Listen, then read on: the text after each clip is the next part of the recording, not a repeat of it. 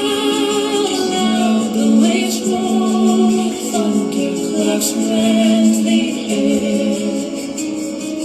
Baffled our foes, stand by the shore, follow they will not dare. Speed, bonny boat, like a bird on the wing, on with the sailor's cry.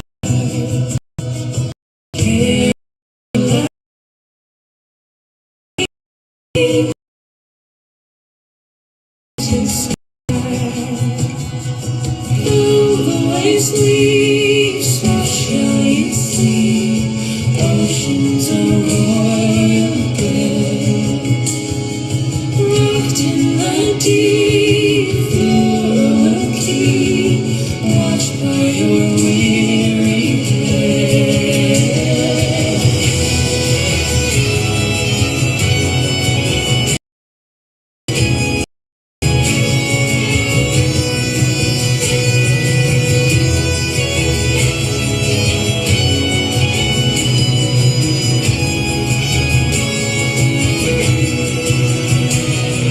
Many's the lad fought on that day when the claymore did meet.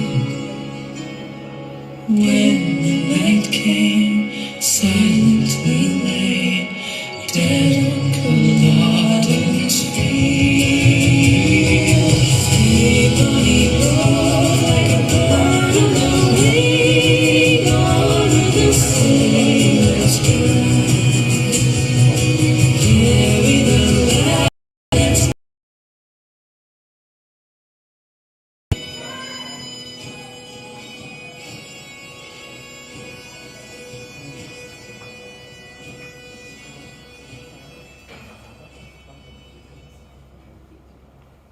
Good morning, ladies and gentlemen.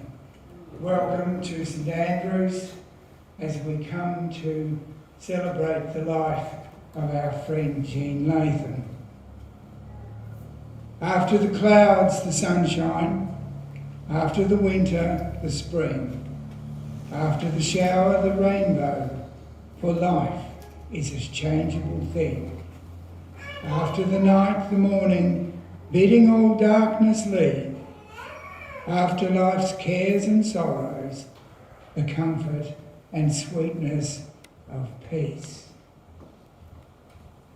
Friends, we gather here today in love and remembrance to Jean, a woman whose life was as rich and fruitful as the garden she tended. Just as she cared for each seed, each flower and each tree, she also nurtured the people around her with patience, kindness, and a quiet strength that will remain in our hearts. Today, we give thanks for her life, we grieve her passing, and we place our hope in the God who makes all things new. So I want to welcome you today on behalf of Greg, Linda, Joe and Heather and their extended family, as we pay tribute to Jean and her long, happy and fulfilling life, and to share thoughts and memories of her. When someone who is much loved dies, their death causes sorrow and grief, as they are now no longer part of our everyday lives. Lord, comfort us in our sorrow and remind us of the promise that those who belong to you will dwell in your house forever. And now I'll ask Don Osborne to relate Jean's connection to the church. I'm sure he knew a bit more about Jean in that area than I did. So thank you, Don.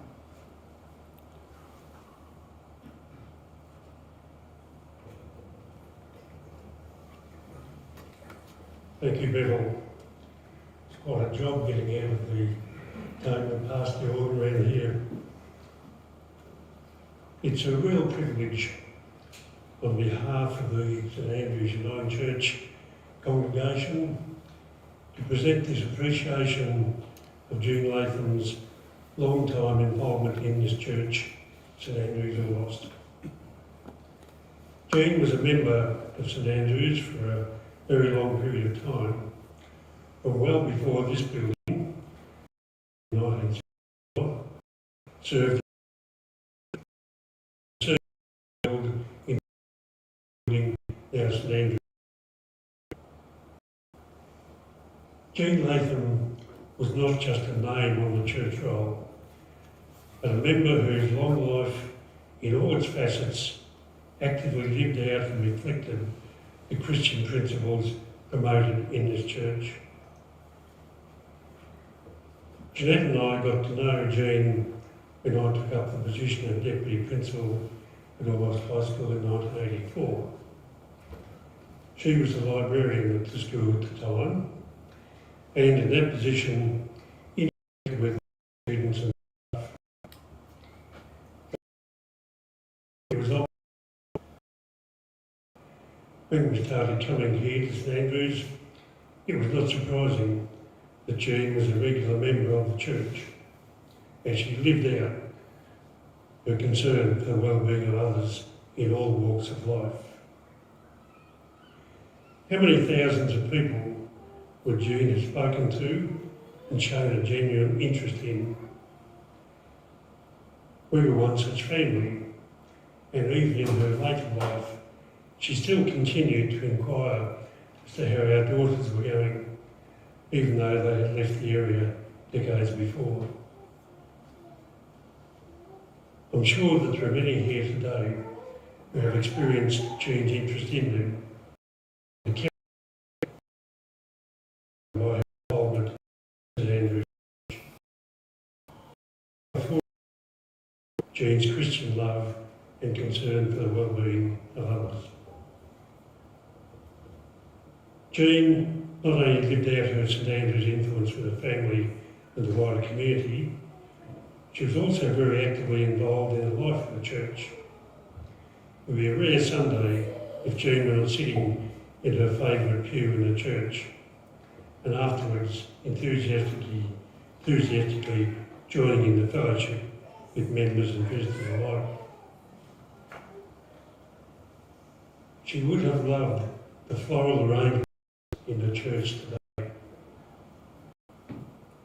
As we know, Jean was a very keen gardener and loved flowers. For decades, Jean was the mainstay in providing floral arrangements for Sunday services, a thing which added greatly to the beauty of this place and to its worship. Jean was an active member of the St Andrew's Ladies Guild, which provided great fellowship and valuable income for the church. I also believe that Jean's involvement in St Andrews provided an outlet for her love of music, with her enthusiastic singing, as well as her listening with reflection. Beyond that regular involvement, Jean was singing many of the church choirs on special occasions, such as Christmas or the induction of a new minister. However, to me, Jean's outstanding contribution to the church was her tireless and flower show. In later years, Jean continued her participation in this as an invaluable member of the team of Heather Richardson and Judy Adams and herself, which organised the event. The ongoing success of the St Andrew's Flower Show, which went for over 100 years as a major Orbost community event, is due in no small part to the efforts and enthusiasm of Jean Leatham. Jean continued her active involvement in the life of St Andrew's Church until she moved to Melbourne about 5 years ago. The members of St Andrew's Young Church expressed their great appreciation for Jean's positive involvement in its life over a long period of time.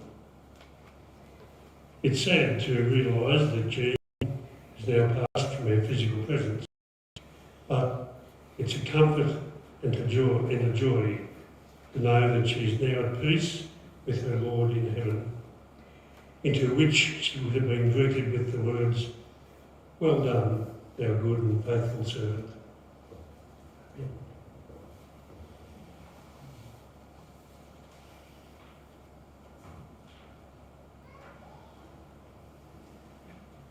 Thank you, Don.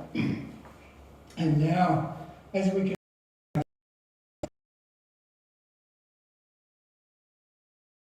shepherd, I shall not want. He makes me to lie down in green grass. He leads me in the paths of righteousness for his name's sake. Yea, though I walk through the valley of the shadow of death, I will fear no evil, for you are with me. Your rod and your staff, they comfort me. You prepare a table before me in the presence of my enemies. Cup flows. Surely goodness and mercy shall follow me all the days of my life, and I will dwell in the house of the Lord forever.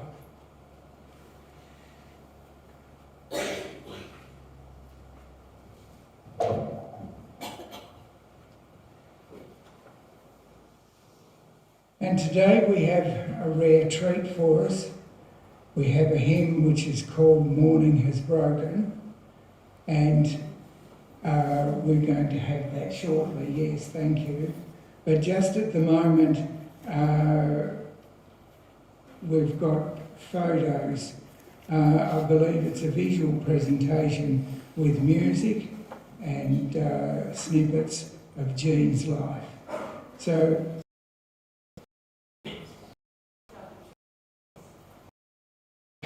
out of order, I believe we're now going to have Leatham to tell us a little bit more about life with Jean. Thanks, Joe. Sorry I got out of order.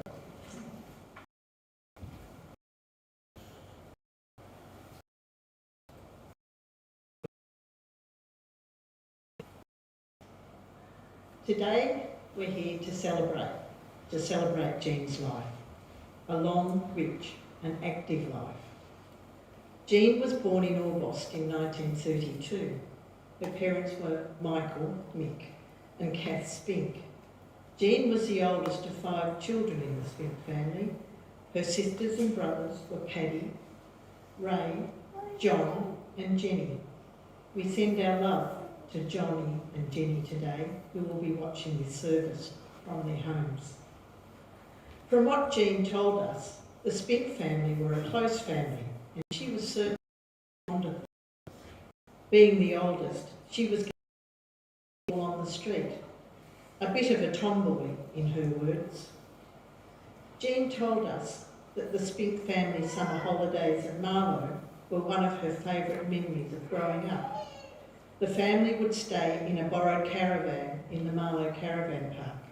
The girls, Mick and Kat, slept in the van while John had his own tent outside.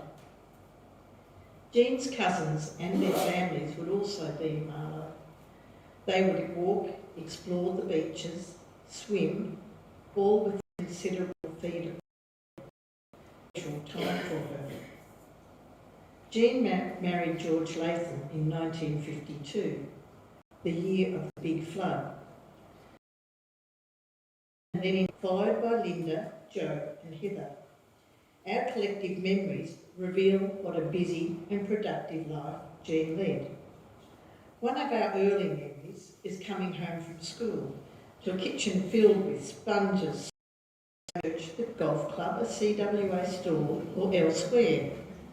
Jean would always do her best to hide a few away in our freezer. However, George would always track these down. Throughout the year, Jean would stew up any fruit in season, usually from Billy Blackmore's orchard, freezing any surplus of vegetables she could get her hands on. She was thrifty, or as Granny Kilpatrick, her Scottish grandmother, would say, very canny. Another clear memory of such thriftiness is of Jean insisting on doing the sewing on my Year 7 needlework project. She declared the purple velour material was expensive, the coat pattern was complicated, and she couldn't bear to see it all go to waste. So Jean did all of my sewing for me. Ethel Curtis said the finished coat was too good to have been sewn by me. Knew Jean had sewed it and gave Jean a good mark. On weekends, Jean often took us on little adventures. We would go to Marlow to explore the beach, to Conran, where we carried buckets of stones for her rock garden up a very steep hill. Sometimes we would walk the bush, usually bringing home a fern or two. She turned every outing into an adventure.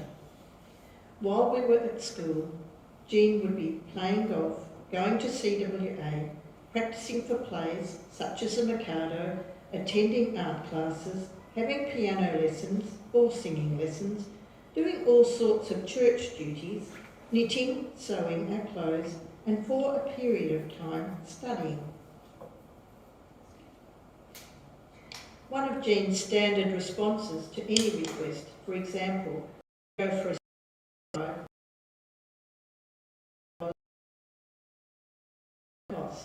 she always had at least 5 things on the go at any moment, and in her mind needed to do a little more before she stopped.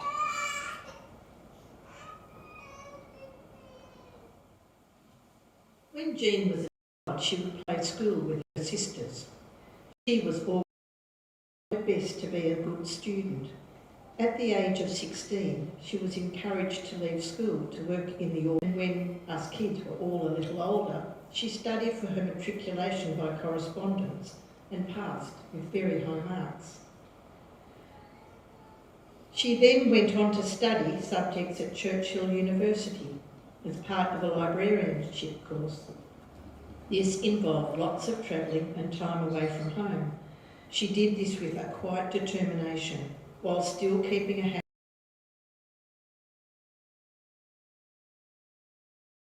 teacher when she began working as a library assistant at the Orbost High School Library. She enjoyed helping the students and made very many lifelong friends among the very interesting, lively teaching faculty. Learning was always one of Jean's passions, and another was environmental issues. When a number of companies wanted to take more water from the Snowy River for a proposed pulp mill, Jean and Heather Richardson, both independent thinkers, decided in their own quiet way that it was time to have their say as women with a different perspective. They brought many different groups together to ask if they would be willing to oppose the pulp mill. They organised speakers and education sessions that gave different ideas to ensure people felt able to make an informed decision. As more people joined, their voices grew stronger and the group became known as WAG, the Women's Awareness Group, and the pulp mill did not go ahead. Hooray! Jean was immensely proud of her involvement in this group. She developed wonderful group adventures in the high country and went on excursions to research and explore water and environmental issues in the region. She was able to combine everything she enjoyed doing meaningfully. Jean and the other women in this group shared so many great times together. WAG, as it was known, continued for 25 years, an amazing time for everyone involved. Jean enjoyed finding out more about local and world issues. She always voiced her concern about environmental issues, human rights, and any lack of equality. She leant a little to the left in her political views, called herself a feminist, and was a bit of a greenie. She devoured the Saturday newspaper, watched every ABC current affair TV show, The Drum being a later favourite, which she would sit and watch with a small glass of wine. Jean would then need someone to talk to about what she had learned. George had his own interests, so Jean would look forward to more in-depth conversations, usually with her son-in-laws when they visited, or her friends and neighbours Joe and Ted. One example of a conversation with Jean was told by son-in-law Bill. After a long day at work, I would arrive home to Jean, and after the initial pleasantries, I would then be hit by a question like, should China retain its seat on the UN Security Council? Or why is Bush declaring victory in Iraq? I don't know why she thought that I would know the answer to these questions, but she was always up for a chat on the big issues, complex international matters that she had read about and thought about. I always felt quite pleased that she thought I might know the answers.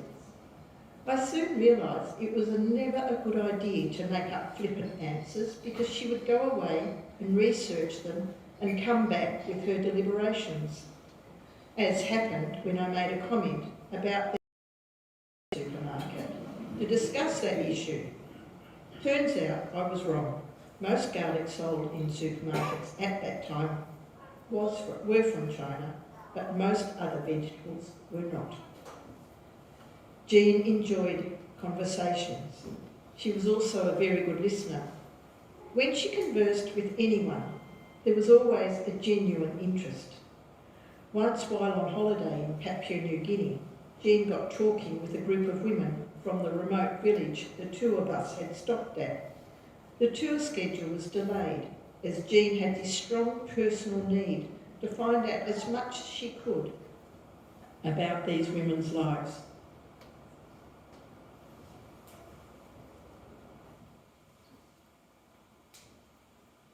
This story reminds me of walking down the street with her for a very, very long time. We would stand on her shoes to let her know that we wanted to move on. She had tough feet and always finished the conversation. Now we come to gardening, the garden. In between all her community commitments, which did not slow down, she threw herself into designing and developing a living artwork, her wonderful garden. Jean was a human whippersnipper. Her work ethic was enormous, and she would work in the garden from morning to dusk. George would sometimes go out to the garden to ask Jean if there was any possibility there would be dinner cooked that night. When any of our families visited Jean and George, we would all head inside when the first mosquito showed itself. Looking out the window, Jean could be seen darting along with an old wheelbarrow, an armful of leaves or branches, often until after dark. Jean researched, dug, planted, watered some more, pruned, mowed, extended the garden further and further, enjoying every moment as well as gaining great satisfaction. Her garden was indeed a work of art. It was a very beautiful and joyous space. Jean shared her life with George, as well as 4 children, 9 grandchildren and 8 great-grandchildren. We will hear some memories of Jean from her grandchildren later in the service. For the last 4 years of Jean's life, she was a resident of aged care home, Kew.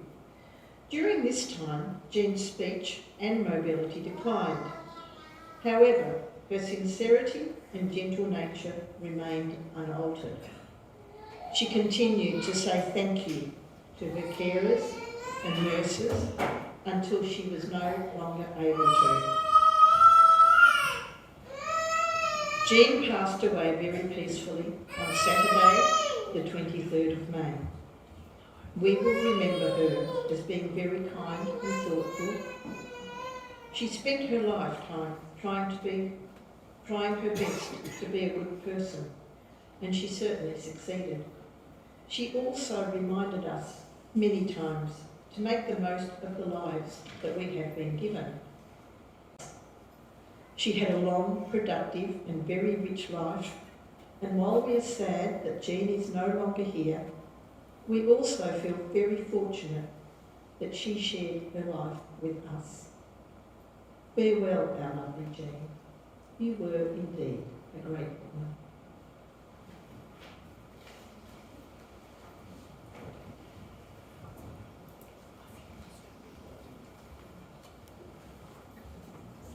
And now I'll go back to the running order, which I unfortunately got out of. So thank you, Joe, for those thoughts. I'm sure there are even more that you could tell us, because Jean had a very long and productive life. And so now we're going to see a little bit of the things that Jean did, the things that Joe has spoken about, and we've got a visual presentation of Jean's life. So you may see yourself in it. I'm sure there'll be some funny little episodes, but let's just sit back and watch Jean's life on film.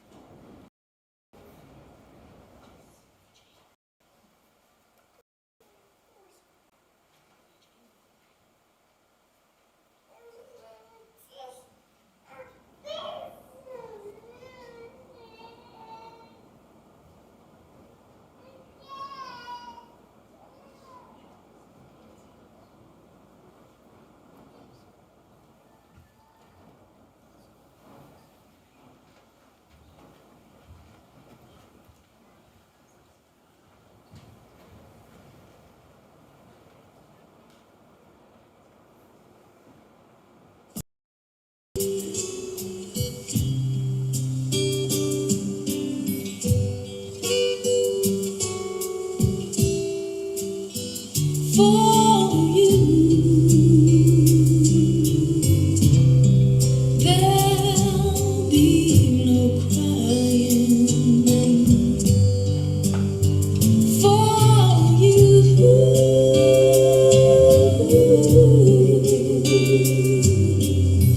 the sun will be shining, 'cause I feel that when I'm with you, it's alright. I know it's right. And the songbird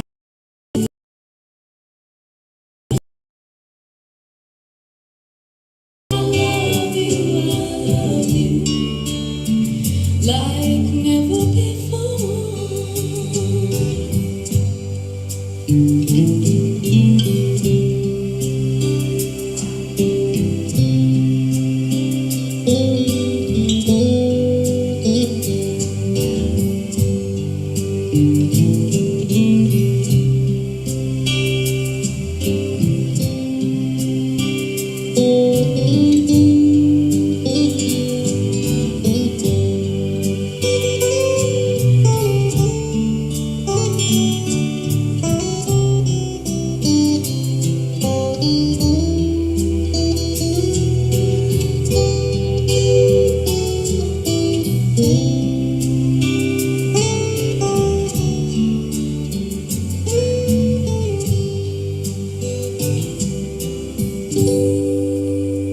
To you, I would give the world. To you, 'cause I feel that when I'm with you, know it's right. And the songbirds keep singing like they know the score. I love you, I love you, I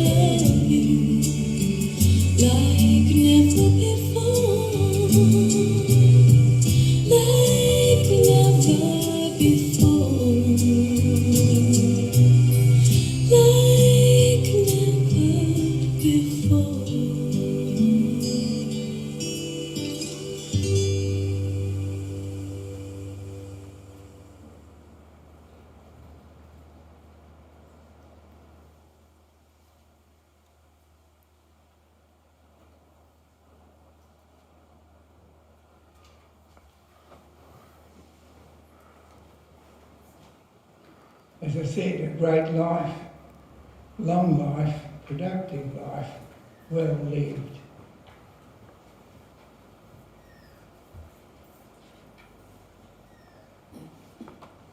Now, as I started to say before, we had a treat this morning because Jean's granddaughter Marlo is going to lead us in singing the hymn, Morning Has Broken. Now, I believe we might have some words printed for you to sing.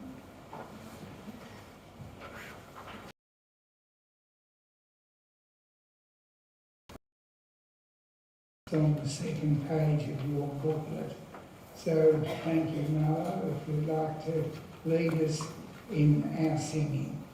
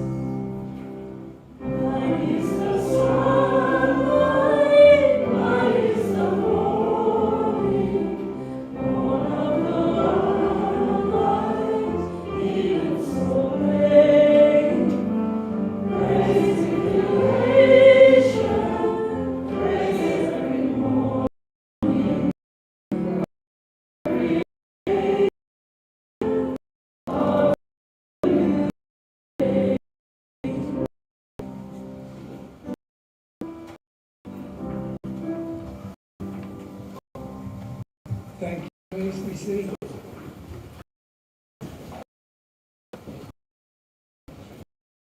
Jean loved that. It's a beautiful song and tribute to gardens once again. So now we're going to have another treat. We're actually going to see Jean in her garden. We have a video to be, I think, explain. So sit back as we listen to Jean being interviewed.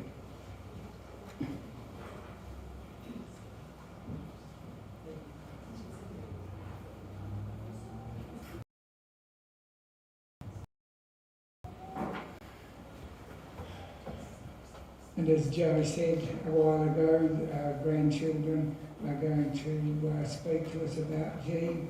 So I believe this video has been introduced by one of Jean's grandchildren. Thank you.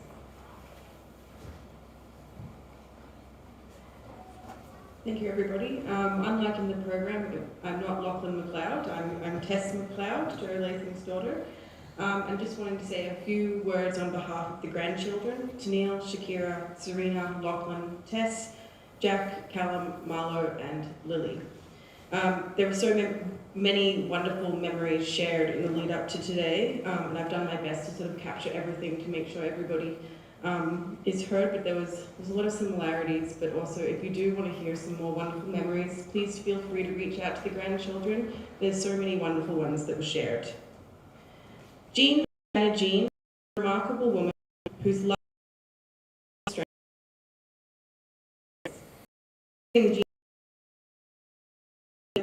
includes picking and eating strawberries, caring for the chickens, and helping in the garden.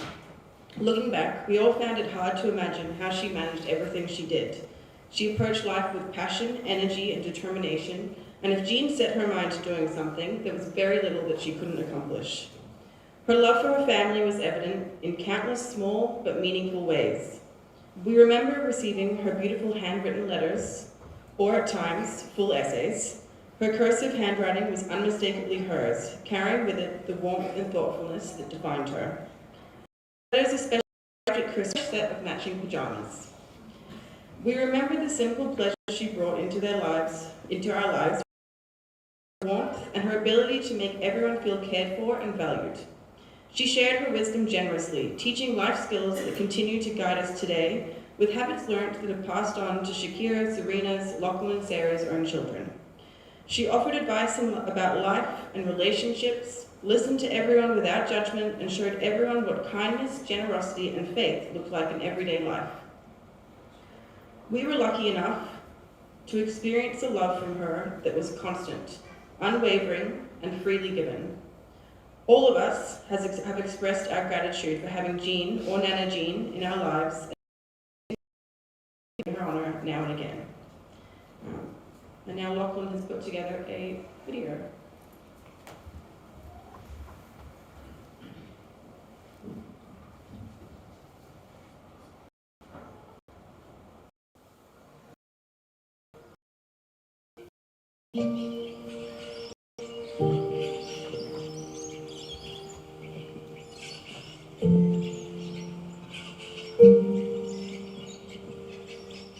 Well, I do feel as though I've lived a long time,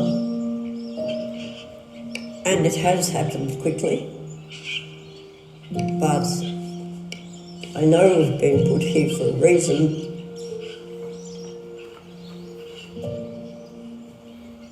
Well, I don't know much about that. I do know my mother had a very hard time having me, and I did have a very curly head of red hair, very red.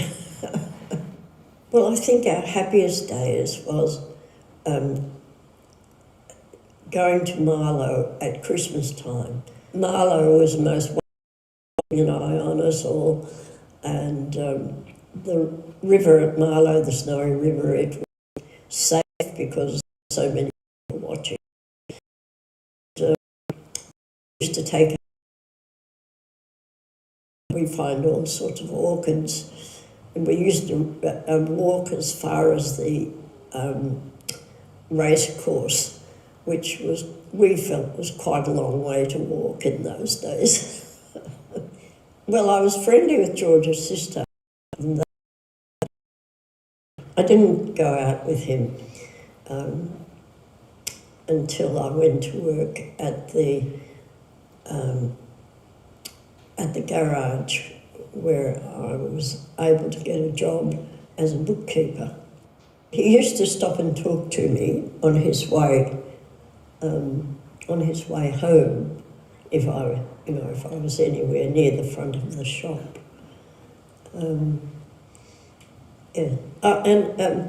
I don't think I was surprised when he asked me to go to the pictures with him. Well, we were married in 1952, and it wasn't raining, thank goodness. It was enough to have the biggest flood they've ever had here before. And my bridesmaid had to come across the Snowy River on an army duck with her mother, and the people who were catering for our wedding, they had to bring the food across on the army duck, and quite a few of the wedding guests also came across on the army duck. Greg was born in May. He was the tiniest baby my mother had ever seen. He was such a tiny baby. And then Linda, she was very healthy, little baby with a fairly red hair, not as red as Heather. And then Joe.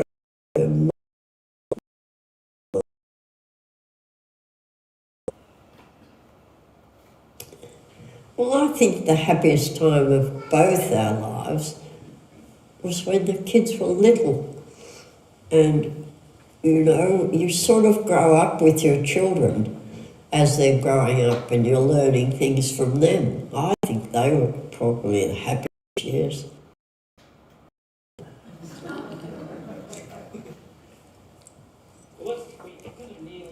It's the real stuff. To do, and you're outside, you've got birds around you, and you're learning the whole time. I didn't really have a picture of the garden that I wanted, but I had the space.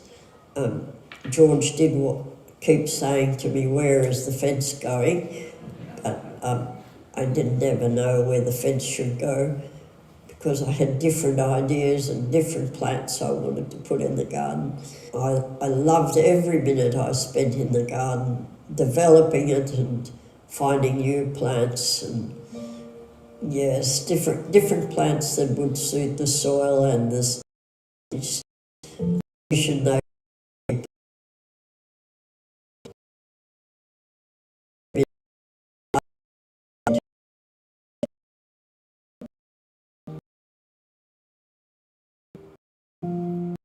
I just think you're very good to do something. You should do the best you can to do what you want to do. That's what I think, because you only get one chance. Forgot about the poor things. They'll be in bed anyway, as long as the fox hasn't got them.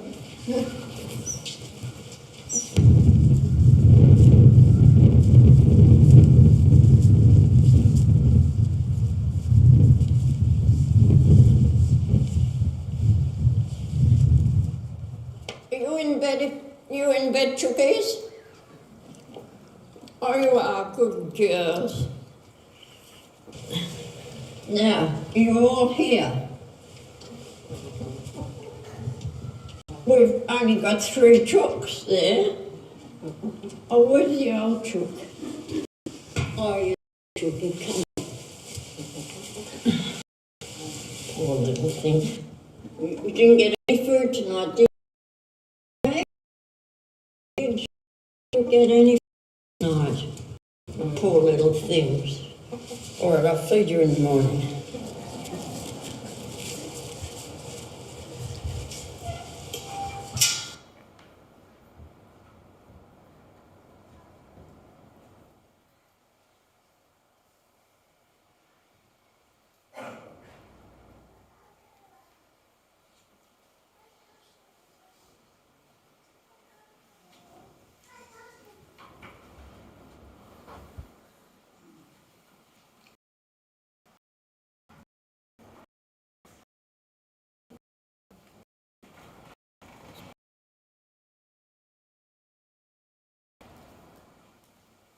I'm sure if you keep that video, you'll never miss out on the voice, will you?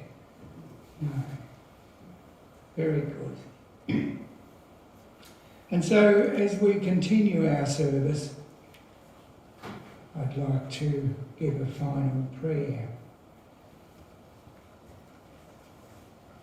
Loving Father, we lift up to you the souls of our loved ones who have left this world.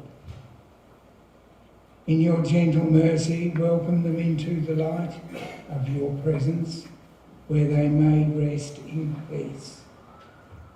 Thank you for the gift of their lives and the love that they shared with us. Comfort peace and strengthen our faith. We are united again. Amen.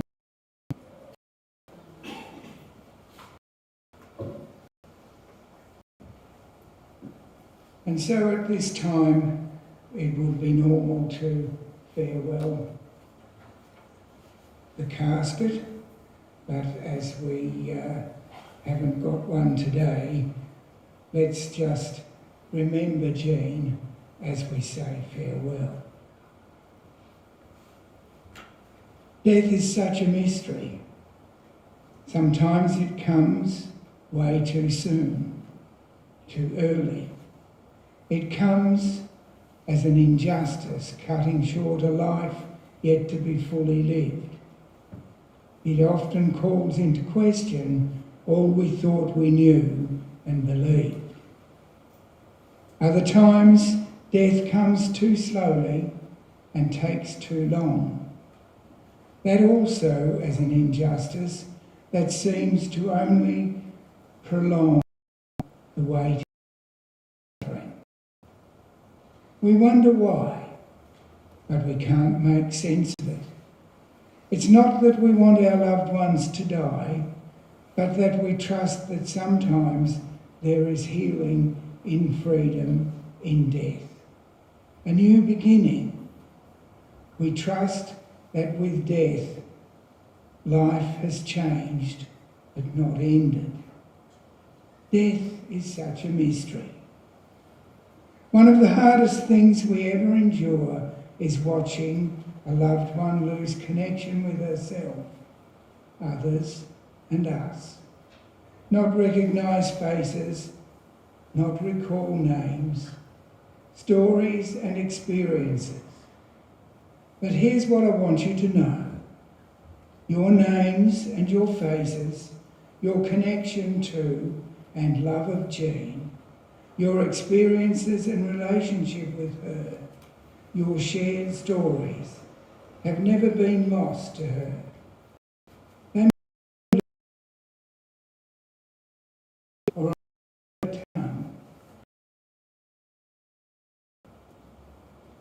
we can lose a lot of things in this life, our health, our relationships, our memories, but we are never lost.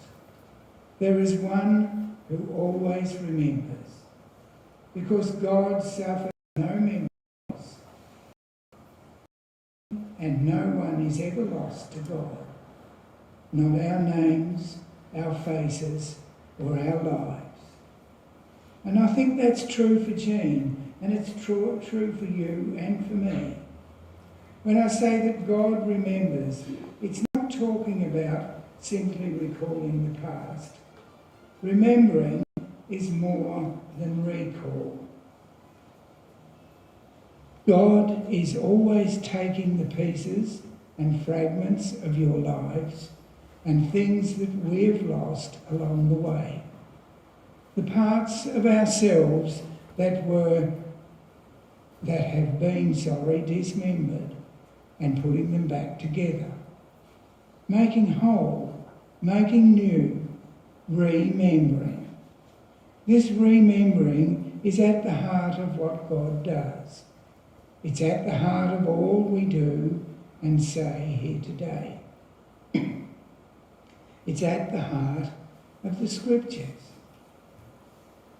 And as we've heard, when Jean stepped into her garden, she stepped into and that life is a cycle of seasons, much with its own purpose. She taught us that love is like a garden, must be tended daily, watered with kindness, and protected from the weeds of bitterness. Her life was a living parable. It reminded that small things, acts of care, can grow into something lasting and beautiful.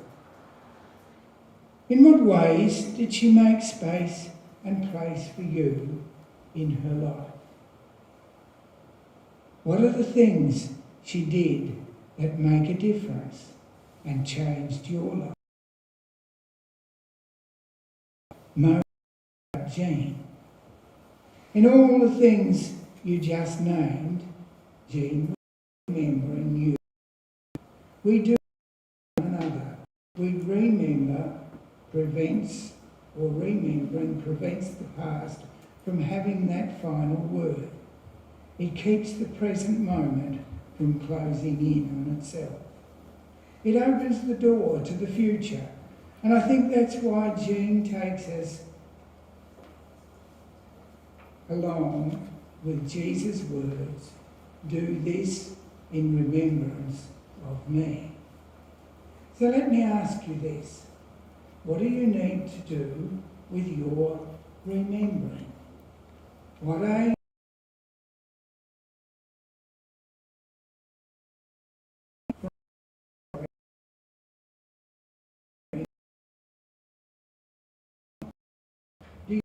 celebrate you?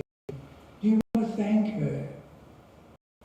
To forgive her or ask her forgiveness?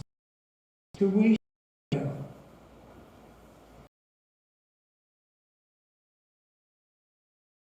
Quality.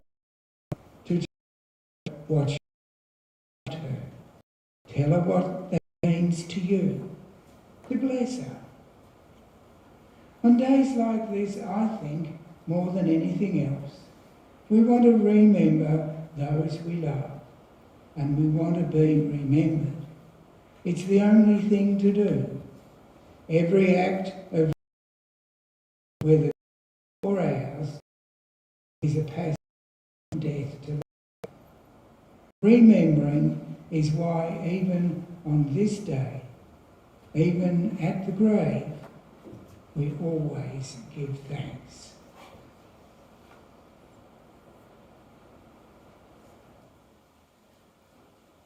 And so, ladies and gentlemen, it's time that we did say goodbye to Jean, and I'd like to call on Don now to conclude our service.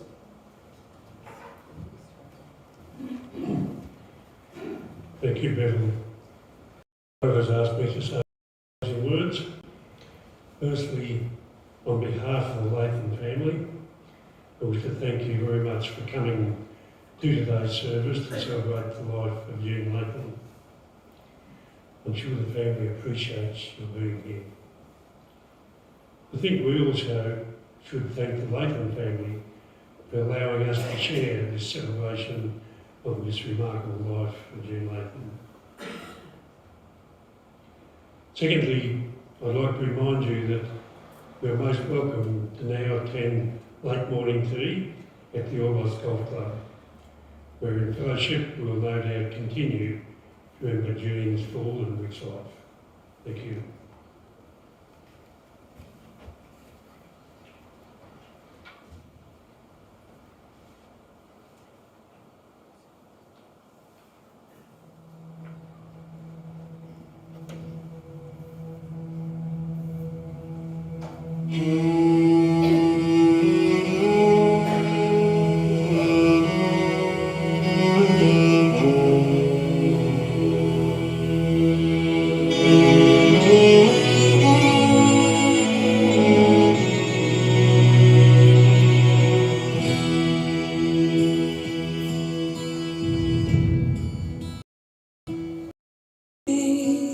Where the sun shines bright on the globe,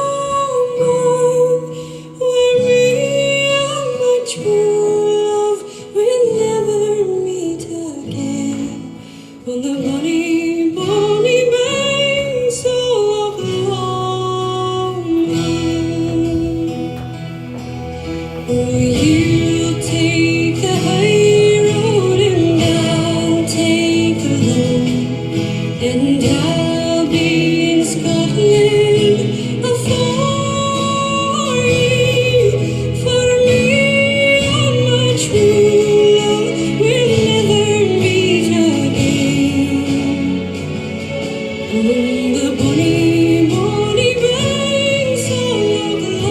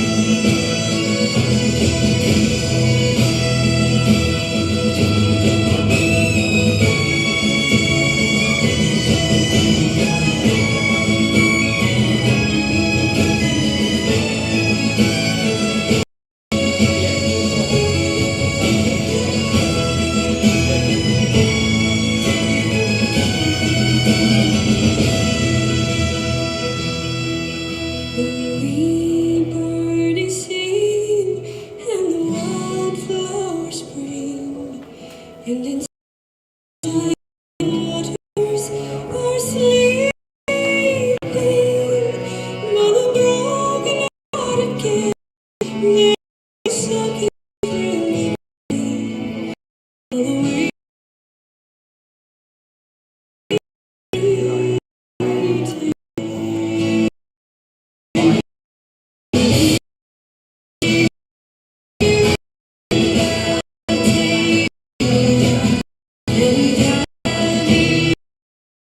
the true love will never